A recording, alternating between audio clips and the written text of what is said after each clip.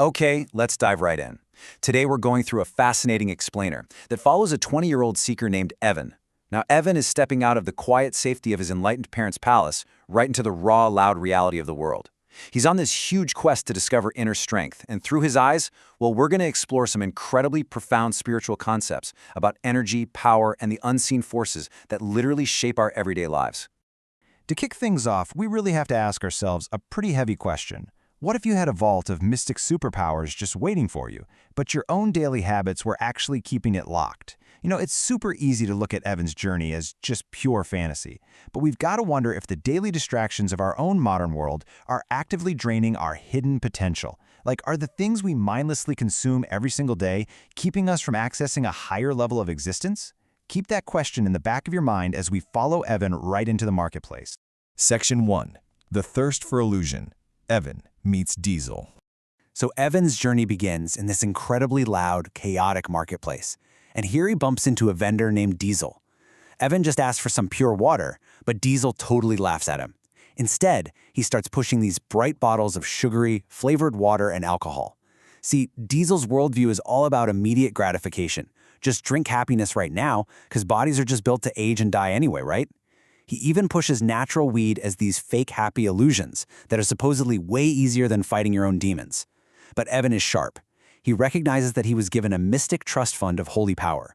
He realizes that pumping toxins into the body severely limits its spiritual endurance.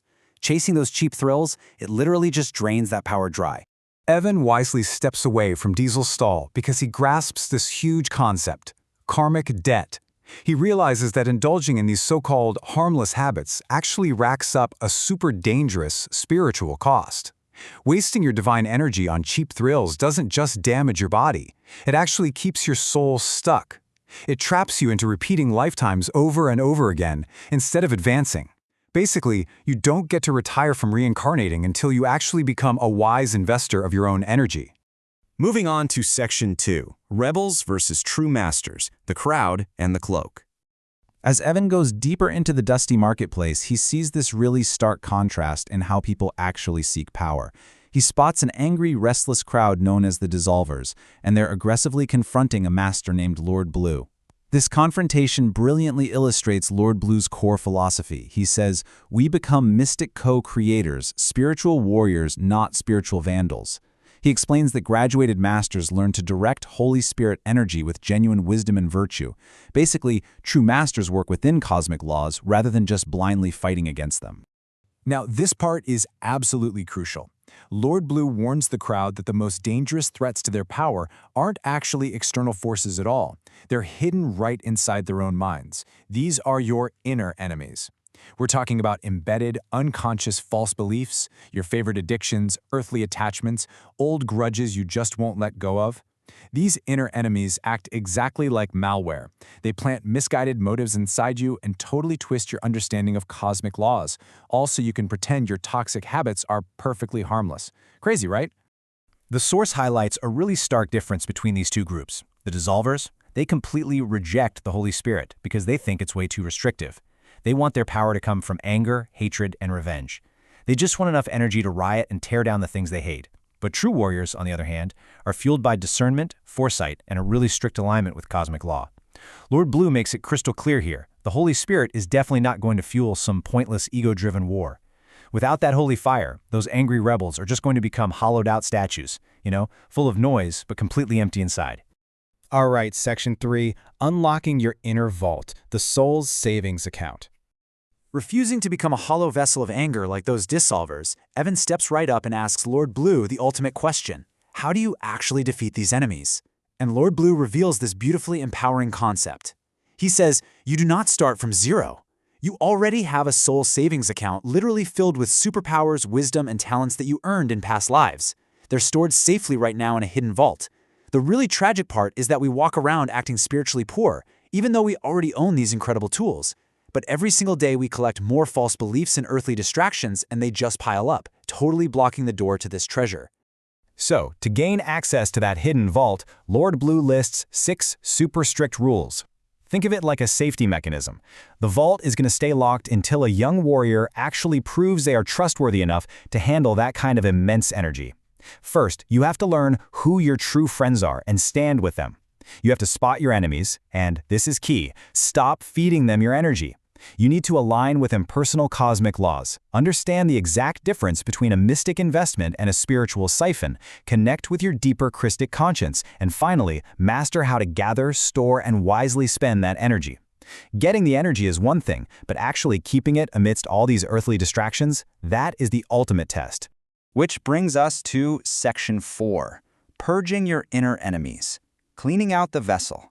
Before you can wisely spend all that immense energy, you've got to turn the mystic fire inward first. A lazy or contaminated warrior simply cannot hold the light. Lord Blue is completely unyielding about this.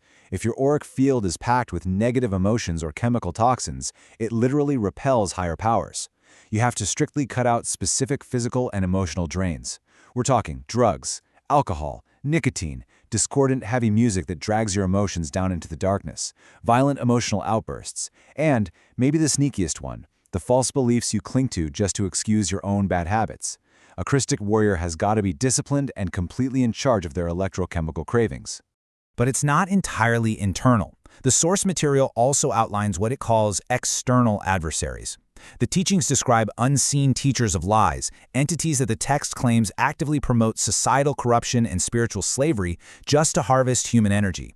According to the source, these forces infect governments, fuel cruelty, push identity confusion, and promote the breakdown of healthy families.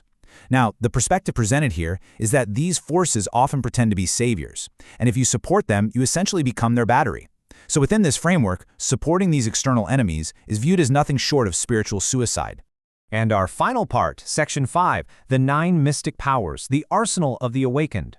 While our main focus so far has been on the preliminary steps of cleaning out the vessel, let's take a really quick look ahead at what happens once a warrior truly cleanses their spirit. The source states they actually begin to manifest 9 core abilities. These first 4 build a really solid foundational strength. You have wisdom, which is making spiritually smart decisions. Then knowledge, genuinely understanding fixed cosmic laws. Third is faith in cosmic laws, which is a tested trust built from actually watching these laws work in real time. And finally, healing, the incredible ability to channel holy light to mend both the body and the soul.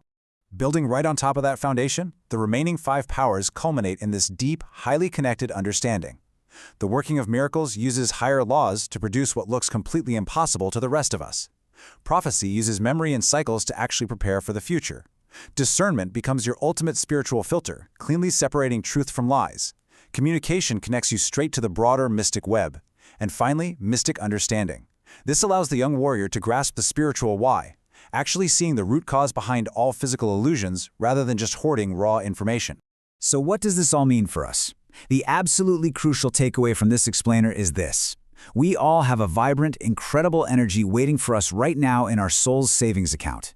But the key to unlocking it doesn't start with fighting the outside world. It starts by facing the darkness within ourselves. So I'll leave you with this.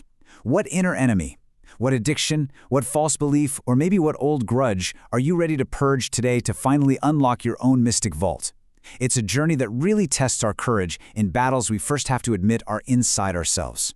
Thanks so much for joining me for this explainer, and I will leave you to think on that.